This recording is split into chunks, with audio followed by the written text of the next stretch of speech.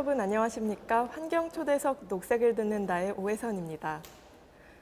네, 4대강 녹조처럼 자연 속에서 발생하는 환경 문제나 우리가 실생활 속에서 접하는 미세먼지, 실내 대기질 같은 다양한 이슈들을 언론을 통해 많이 보셨을 텐데요.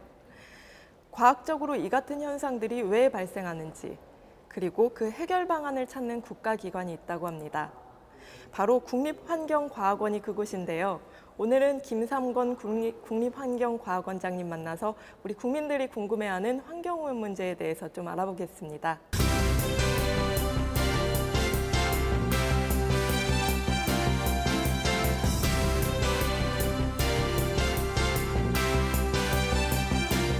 김 원장님 안녕하세요.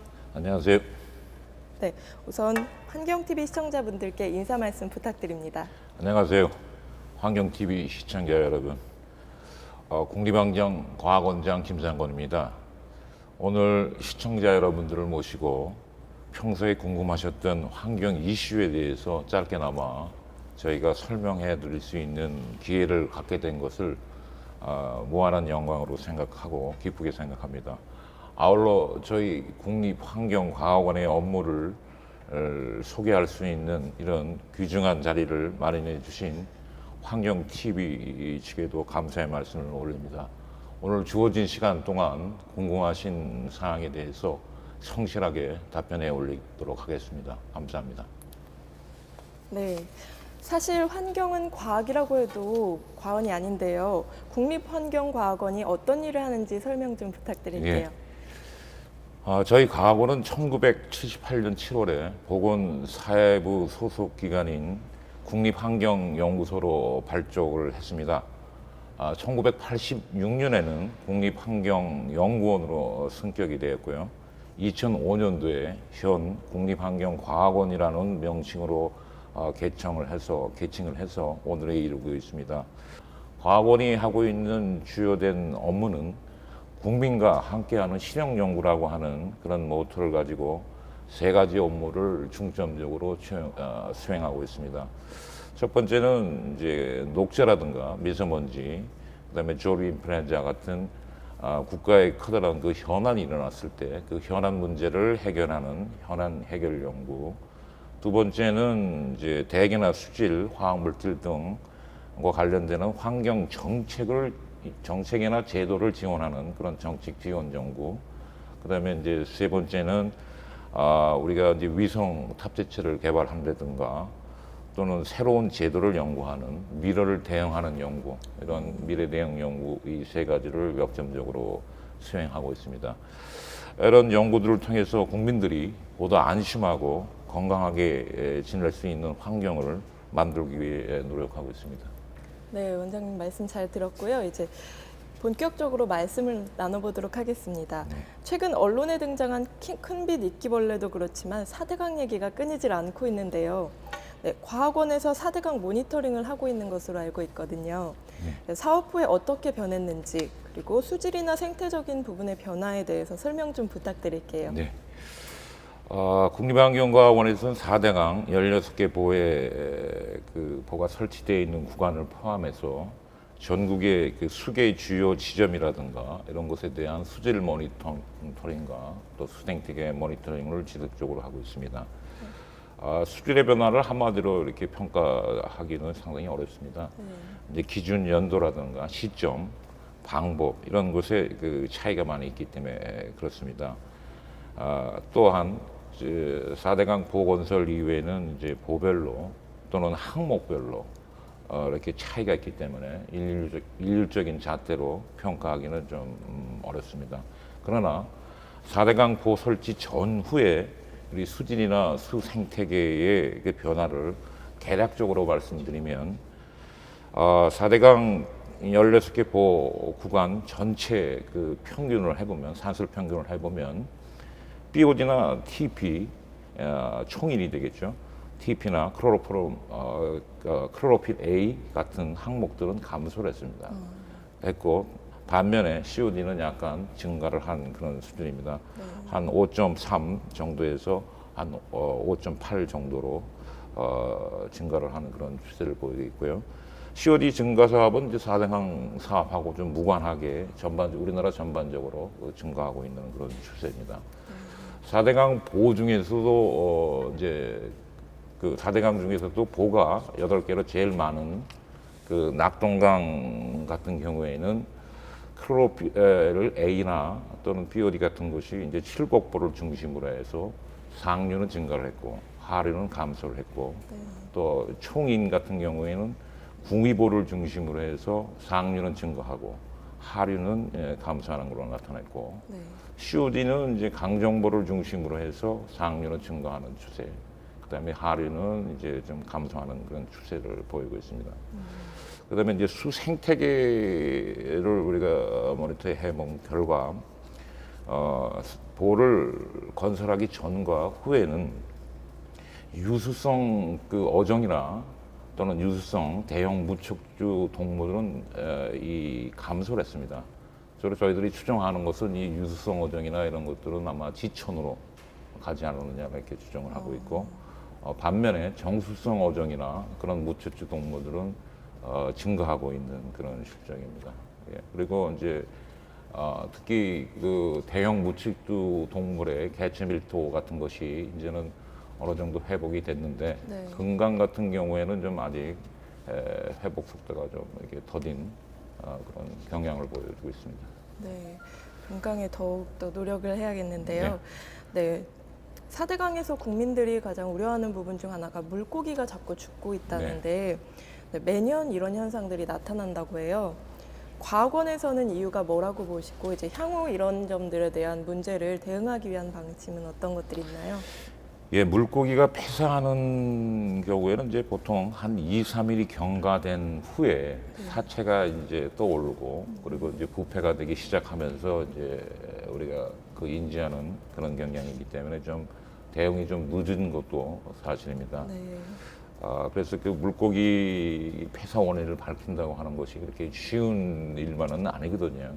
근데 일반적으로 이제 물고기가 폐사하는 원인이 가장 많은 경우가 33%가 이제 그 용전산소 부족으로 인해서 이런 경우가 좀 많습니다. 특히 이제 소하천에서 작은 하천에서 이제 이런 것들이 많이 일어나고 화학물질이라든가 농약 이런 것들이 한 26%. 그다음에 이제 원인을 잘 모르는 경우도 한 25% 됩니다. 한 4분의 1 정도가 원인을 잘 모르고. 그다음에 이제 그 바이러스나 기생충처럼 이렇게 이제 그 감염에 의해서 폐사하는 것도 한 2% 정도 됩니다. 최근에 일어났던 그 칠곡보의 그 강준치 폐사 사건을 보면 작년에 비해서 2012년과 올해는 특히 가뭄이 심했습니다. 그래서 강수량이 2분의 1이나 한 3분의 1 정도로 줄어들었거든요. 그래서 가뭄, 그다음에 이 가뭄에 따라서 이제 수온이 상승하게 되고 수온이 이제 칠곡보 같은 경우에는 한 28도에서 29도, 30도까지 이렇게 상승하는 적이 있습니다. 그다음에 그러다 보니까 이제 유량이 감소하게 되고 유량이 감소하니까 체류 시간이 이제 증가하게 됩니다. 일반적으로 체류 시간이 낙동강의 경우에는 한 5.4배 정도 증가했습니다. 옛날에는 이제 안동댐에서 이 물을 방류하면 하류까지 도달하는 데 걸리는 시간이 한 31일 정도였는데 지금은 한 168일 정도로 5.4배 정도가 증가를 했습니다. 이렇게 체류 시간이 증가하다 보니까 조류의 발생량이 늘어나게 되고 거기에 따라서 이제 DO나 pH가 상승하게 됩니다. 심한 경우에는 뭐 9.5까지도 상승을 하는 경우가 있고요. 요번에 같은 경우에는 이제 칠곡보 같은 경우에는 pH가 8.9까지 이렇게 상승을 했습니다. 또 이렇게 체류 시간이 증가하면 이렇게 이제 그 조류가 발생량이 늘어나는 문제도 있지만 그런 그 오염 물질이 이제 유속이 늦어지니까 오염 물질이 이제 퇴적을 해서 그것이 이제 분해되는 과정에서 저층에 이제 DO 부족 현상 이런 것들을 나타나게 됩니다. 그러다 보니까 이제 어류들의 산란기 어류들인 경우에는 산란에 적합하지 않은 물리적인 요소나 화학적인 요인들이 산란에 적합하지 않는 그런 그 산란 스트레스로 작용할 수가 있습니다. 네, 오늘 수질 얘기를 참 많이 하게 되는데요. 녹조도 국민들이 우려하는 부분 중 하나라고 해요. 네, 녹조가 꼭 해로운 것만은 아니라는 의견도 있는데 전문가의 입장에서 보실 때 녹조의 오해와 사실에 대해서 좀 설명 부탁드릴게요. 예, 조류는 인류가 아마 태동하면서 같이 그 시작이 됐다고 해요. 30억 년에서 한 35억 년 정도의 그런 그 긴 역사를 가지고 있고 아마 지구가 이렇게 푸르게 된 것도 뭐 조류의 영향이 아닌 게 있느냐 하는 얘기를 합니다. 네, 조류가 피는 그 주요 원인은 네 가지라고 저희들은 생각하는데요. 네. 첫 번째가 이제 햇빛, 광합성을 해야 되는 게 햇빛이 필요하고요. 네, 그다음에 적절한 수온이 필요합니다. 그다음에 영양 염류, 그다음에 이제 유속이 상당히 중요합니다. 네, 되게 조류가 그 유동하는 그 수체를 따라서 이동을 하기 때문에 유속이 상당히 중요합니다. 그래 이런 조건이 주어지면 이제 증식할 수 있는 이제 증식이 가능한데요. 문제는 이런 이제 환경 용량을 초과해서 과다하게 증식하는 그것이 문제입니다. 특히 남조류의 경우에는 네, 우리 이 마이크로시스티스라든가 또는 아라베나 같은 이런 그 남조류들은 마이크로시스틴, 아나톡신과 같은 이런 독성 물질을 내기도 하고 네, 또 곰팡이 냄새나 또는 흙 냄새와 같은 이런 냄새를 이치미 물질을 유발하기도 합니다. 현대 기술로서는 이제 고도 정수 처리 기술, 예를 들어서 오존 산화라든가 활성탄 흡착 같은 거에 의해서 네, 99.99% 그러니까 대부분 다 제거됩니다. 그러니까 별 문제는 없다고 생각하지만 네, 조류가 이렇게 활발하게 피는 기간 동안에는 상수 처리 비용이 조금 이제 증가하는 그런 문제들은 있습니다. 아마 조류가 이렇게 많이 피지만 이게 현대 기술로 또 우리나라 기술로 다 현재는 충분히 가능하기 때문에 제거 가능하기 때문에 이렇게 국민들께서 이렇게 우려하실 사항은 아니라고 보고요. 네, 저희들이 또 요인을 두 가지 정도로 이렇게 보고 있는데요. 하나는 이제 자연적인 요소로서 우리가 이제 기후변화에 의해서 이제 수온도 상승하고 또 이 집중 호우라든가 이런 것이 내리면 이제 비점 오염 물질들이 이제 이게 일시에 유입이 되기도 하고요. 이런 그 자연적인 기후변화에 의한 이제 강수 문제. 그다음에 이제 인위적인 요인이 있죠. 4대강 보건설과 같은 인위적인 요인에 의해서 수생태나 또는 그 수질이 변화된 것은 사실이거든요. 그런 것들이 이제 복합적으로 작용해서 녹조가 발생하는 시기라든가 네, 또는 지속 기간 이런 것들이 변화되거나 했던 것은 사실이고 최근 들어서 이제 그런 조류 문제가 좀 심화된 것도 또한 그 사실입니다. 그래서 과학원에서는 이런 그 녹조에 대한 근원적인 문제를 연구하기 위해서 이 조류 발생 메커니즘을 우리가 규명한다든가 이 독소, 네. 이취미에 그 발생되는 메커니즘을 포함해서 이 독성 연구라든가 또 생물이 농축되는 과정이나 또 이 모니터링하거나 다양하게 예측할 수 있는 이런 연구들을 우리가 수행하고 있습니다. 네, 이제 좀 실생활과 밀접한 얘기를 좀 해볼까 해요. 미세먼지나 초미세먼지가 건강에 해롭다는 거는 국민 누구나가 다 이제 알게 됐는데요. 과학원에서는 예보 서비스를 하고 계신다고 네, 들었어요. 그렇습니다. 네, 근데 이게 적중률이 높지 않다는 얘기도 있는데요. 네, 이를 높이기 위한 노력을 어떤 것들을 하고 계신가요? 네. 저희가 그 미세먼지 예보를 작년 8월 달부터 시범 예보를 했습니다. 네. 시범 예보를 했고 금년 2월 달부터 이제 본격적으로 이제 예보를 하고 있습니다. PM10이라고 해서 그 사이즈가 한 10 마이크로미터 정도 되는 그런 PM10을 이제 본격적으로 시행하고 있습니다. 그래서 작년 같은 경우에 시범 예보 기간 중에 저희가 예보 적중률이 한 70% 정도 됐는데 네. 금년에는 이제 많이 여러 가지 이제 프로그램도 개발을 하고 모델도 개발하고 해서 한 84% 정도 현재 그런 수준에 나타나고 있습니다. 네. 그래서 대기질 예보라고 하는 것은 이제 기상 자료 그것도 상당히 중요합니다. 기상 자료뿐만이 아니라 이제 광학 반응을 일으키거든요. 네. 이런 광학 반응을 일으키는 그런 그 모델이라든가 뭐 이런 자료도 이제 필요하고 또 이제 외국에서 날라오는 그런 장거리 오염 물질에 대한 이 배출량이라든가 특성 파악 이런 것들을 해야 되기 때문에 네. 예보가 상당히 이렇게 쉽지만은 않습니다. 네. 예보 적중률이 저희들이 이제 그렇게 낮았던 이유는 저희는 네 가지 이유로 보고 있습니다. 하나가 이제 기상 자료, 네. 기상 자료의 영향을 이제 많이 받죠.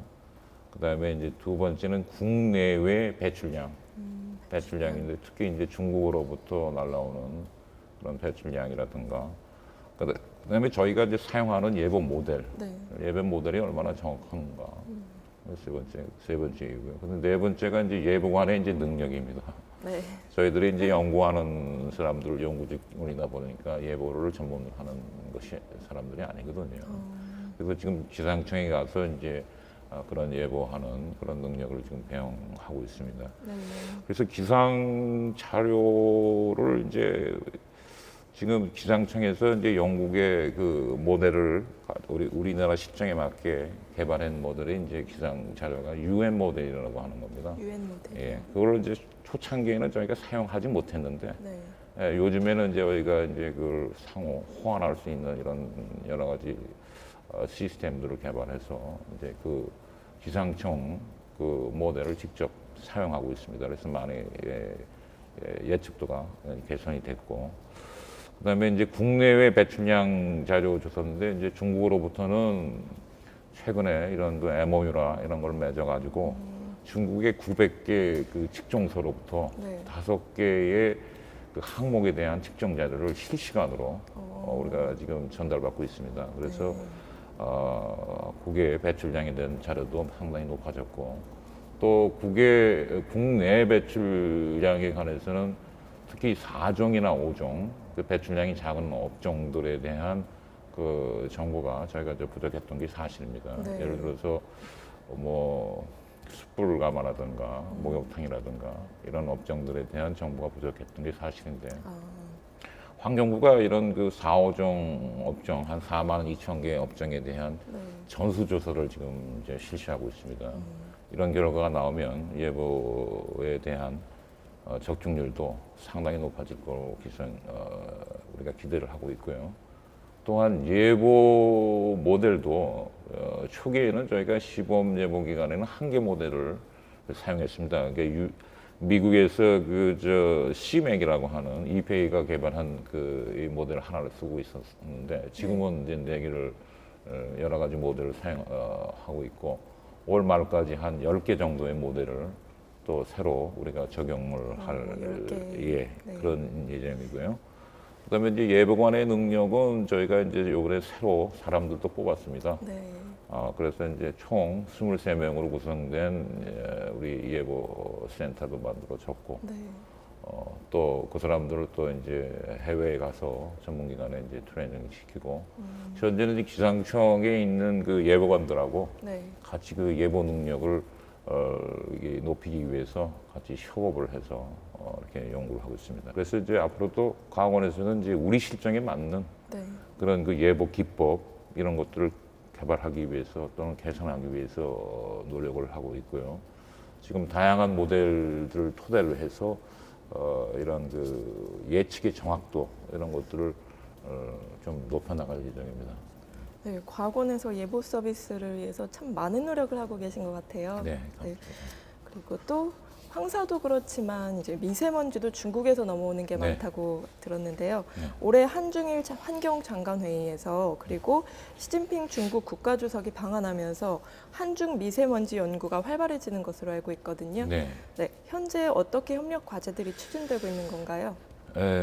이 황사 문제는 뭐 비단 어제 오늘 문제는 아닌 것 같아요. 그렇죠. 네. 제가 삼국사기를 읽어보니까 네. 그때도 이제 중국으로부터 이제 토우, 네. 흑비가 내렸다는 기록이 곳곳에서 발견됩니다. 그러니까 네. 그때도 영향을 많이 받은 것 같고, 특히 지금 요즘 들어서는 이제 중국이 겨울철에 이제 그 난방 연료의 70%가 석탄입니다. 그 석탄을 사용하게 되면 그게 이제 우리 북서 계절풍을 타고 북서풍을 타고서 이제 한반도로 유입되는 거거든요. 네. 그래서 서울서 이렇게 꽃장 북쪽으로 쭉 올라가 보면 그 도시가 이제 하얼빈입니다. 하얼빈인데 하얼빈이 10월 15일부터 이제 난방을 시작합니다. 그리고 베이징이 11월 15일 정도 중순부터 시작하면 네. 그때부터 이제 미세먼지 그런 영향들을 이제 받게 됩니다.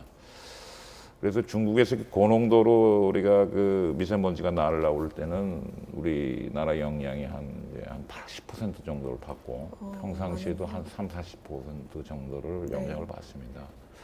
그래서 이 한중 간의 이 한중일 간의 이 환경 협력 네. 이런 것들이 상당히 중요합니다. 특히 배출량 자료를 공유한다든가 또 공동 연구를 통해서 우리가 개선을 시킬 수 있는 이런 방향을 모색하는 것이 상당히 중요합니다. 그래서 네. 환경부에서는 이제 지난 올해 이제 2월 달에는 이제 국장급 회의를 했고 네. 3월 달에 이제 그 차관 회의를 했고요. 네. 4월 달에 이제 장관님이 이제 한중일 3개국 장관이 모셔서 이제 회의도 하시고 한중 간에 그런 이 협의도 하셨습니다. 4월 28일 날이요.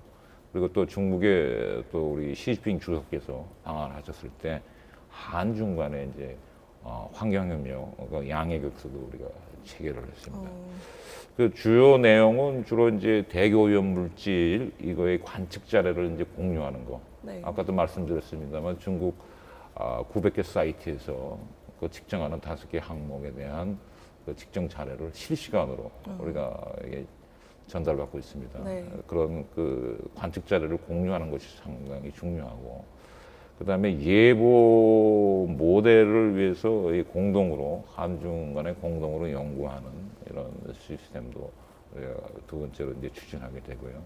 근데 세 번째는 좀 못 받아도 연구 인력, 이런 인력 교류, 네. 인력 교류들을 이제 할 겁니다. 그래서 이제 공동 연구단을 지금 뭐 10월 달에 저희가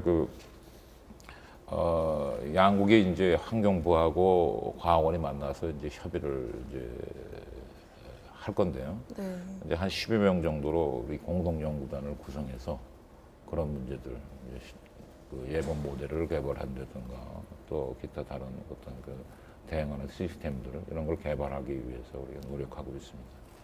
네, 바깥도 그렇지만 우리 실생활 속에서도 공기가 되게 중요한데요. 실내 공기질 문제가 바로 그런 것 같아요. 라돈 등 우리 건강을 위협하는 것들이 있다고 들었는데 이 물질들에 대한 설명과 우리가 실생활에서 실내 공기질 개선을 위해 할 수 있는 것들이 있다면 설명 좀 부탁드릴게요. 네, 실내에서 발생되는 이제 주요 오염 물질로는 이제 음식 조리할 때 가스레인지에서 발생하는 여러 가지 이제 미세먼지라든가 일산화탄소, 그 다음에 이제 이산화질소 이런 것들이 있고요.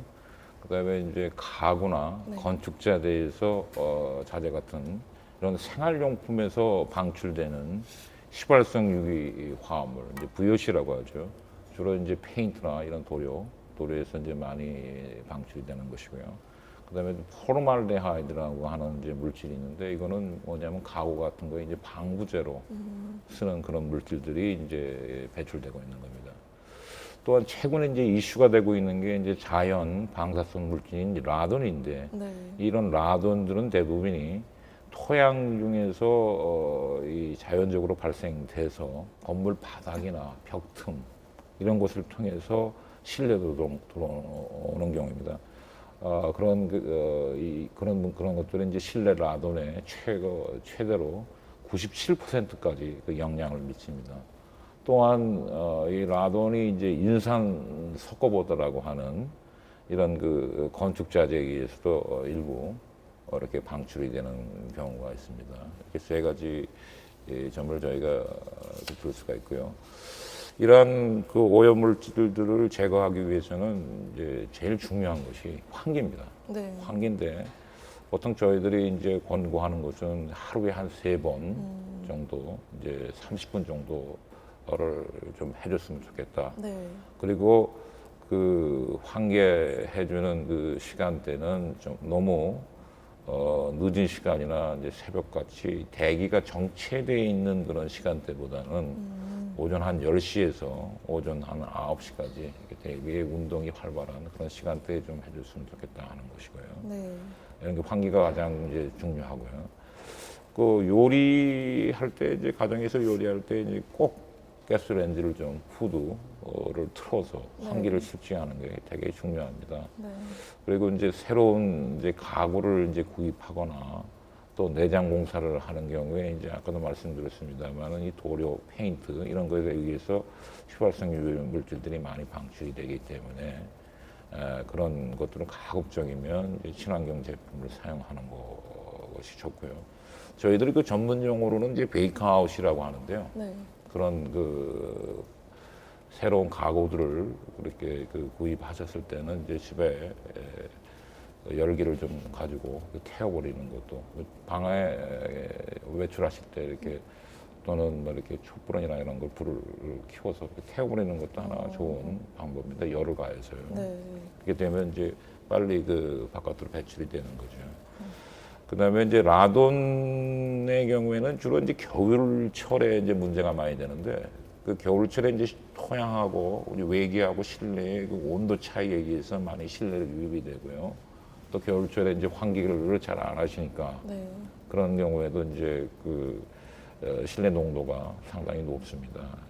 계절적으로는 이제 겨울이 좀 라돈 문제가 심하고 네. 지역적으로는 우리나라가 이제 화강암이나 화강 편마음이 많은 지역입니다. 그래서 그런 지역들 네. 예를 들어서 강원도 화천 같은 것이 좀 자연적으로 발생하는 농도가 좀 높은 편이죠. 네.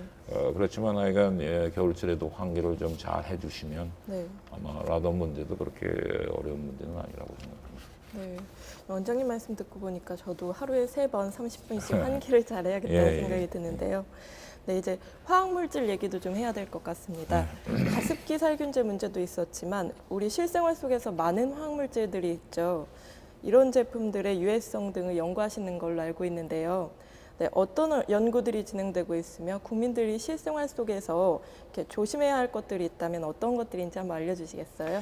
예, 가습기 살균제는 원래 이제 네. 이런 카페트의 항균제 또는 플라스틱의 항균제로 개발된 제품입니다. 그것을 이제 잘못 용도를 이제 사용하게 돼서 문제가 된 그런 아주 케이스 중에 하나죠.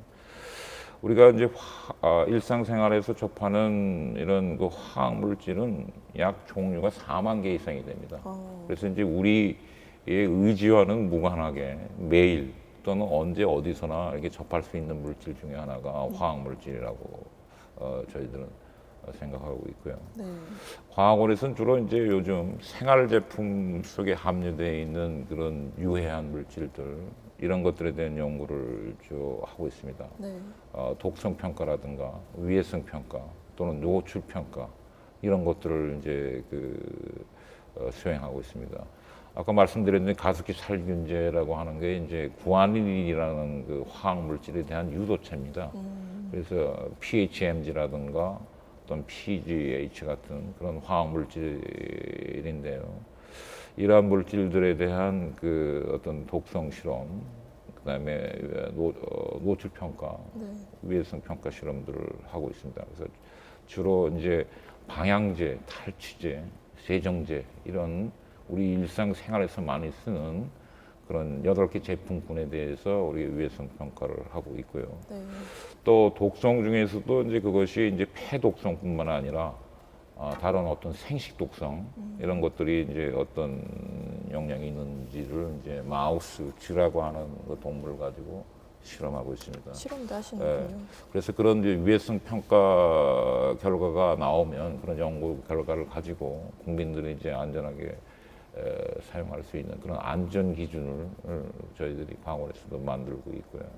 그런 노력들을 이제 주로 하고 있습니다. 그다음에 제품을 사용하실 때 이제 가장 유의해야 하실 그 사항들을 보면 그래서 첫 번째 흡입이나 피부에 닿는 것을 가급적인 피해야 됩니다. 특히 어린 아이들의 경우에는 이 면역성이 약하기 때문에 네. 그 입에 넣거나 빨지 않도록 하고 그렇게 어린 애들이 이제 이렇게 흡입하거나 피부에 닿는 이런 일들을 하시지 않는 게 저희들이 이제 가장 좋다고 생각하고, 가급적이면 노출을 좀 이렇게 줄이는 것이 가장 좋고, 네. 두 번째는 밀폐된 공간에서 사용하는 경우가 많습니다. 화학물질을 스프레이라든가 또는 그 밀폐된 공간에서 휘발성 제품들을 많이 사용하는데, 이런 경우에는 좀 가급적 자제하시고 실외나 오픈된 공간에서 사용하는 게 좋습니다. 그리고 충분히 환기를 시키고요. 또 어떤 우리 등산복에다 이렇게 방수 스프레이라고 뿌리는데, 네. 그건 이제 야외에서 뿌리게 돼 있는데 그걸 실내에서 뿌리는 사람들도 있어요. 네. 이렇게 이제 이런 것들은 저희가 보면 제품에 대한 그 사용 용도라든가 네. 또는 사용하는 방법, 또 적정 사용량이라든가, 그다음에 유의사항 이런 것들을 좀 참고하시고, 또 이제 마지막으로는 이제 친환경 제품이죠. 정부가 인정한 네. 그런 제품들을 사용하는 게 아마 이런 화학물 제품을 사용하는데 좀 유의해야 할 사항이 아닌가, 저희들은 그렇게 생각합니다. 네. 하시는 일들에 대해서 말씀 잘 들었고요. 오늘 심도 있는 말씀 너무 감사드립니다. 네. 마지막으로 환경TV 시청자분들께 인사 말씀 부탁드리겠습니다. 예, 시청자 여러분,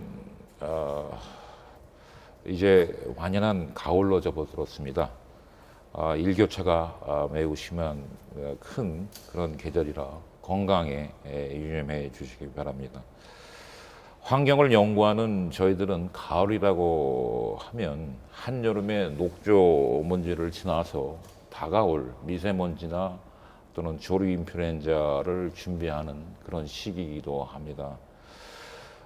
저희 과학원은 국민 여러분들이 실생활 속에서 일어날 수 있는 환경 문제를 연구해서 국민들께서 안심하시고 쾌적한 환경에서 생활하실 수 있도록 끊임없이 노력하겠습니다.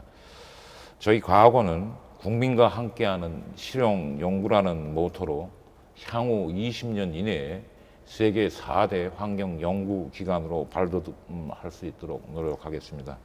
앞으로 저희 과학원의 행보를 애정 어린 눈길로 봐주시기 바랍니다.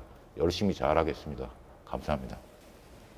네, 오늘 원장님 말씀 들어보니까 우리 생활 속의 다양한 환경 문제들을 과학적으로 규명하고 그리고 우리 국민들에게 설명해 주시기 위한 막중한 부담이 있으실 것 같아요.